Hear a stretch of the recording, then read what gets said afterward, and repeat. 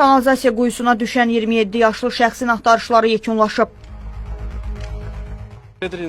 Orada dedilər. Hövsanda.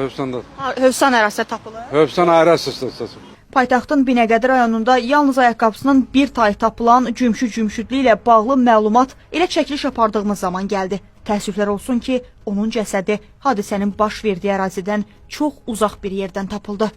26 iyun axşam saatlarında paytaxtın Baksol deyilən ərazisində kanalizasiya quyusuna düşən şəxslə bağlı xəbər var. Belə ki, bugün saatlar əvvəl Cümşüdlünün cəsədi məhz Hövsan qəsəbəsində yerləşən aerasiya stansiyasında tapılıb. Cümşüdlünün əmisi hadisənin təfərrüatlarını Xəzər xəbərə danışıb.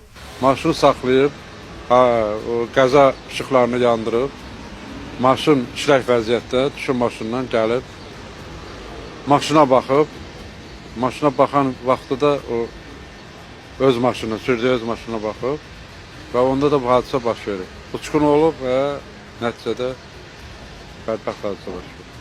Evin tək oğlu, bir bacı, bir qardaşlar. Bacısı ailəlidir.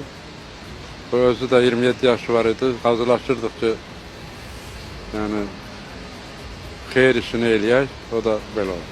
Bəzi məlumatlara görə söz gedən ünvanda asfalt örtüyü 6 ay əvvəl çöküb. Kadrlardan da aydın göründüyü kimi 27 yaşlı şəxs yolun kənarında ağzı qustar üsulla qapadılan yerə yaxınlaşır və yol çökür. Məsələ ilə bağlı Avtomobil Yolları Dövlət Agentliyindən bildirildi ki, həmin ərazi yola aid deyil. Dövlət Su Ehtiyatları Agentliyindən isə onların sadəcə ərazidə axtarış tədbirləri ilə bağlı iş apardıqları bildirildi. Qeyd edək ki, hadisə ilə bağlı ərazidə hüquq mühafizə orqanları birgə iş aparır.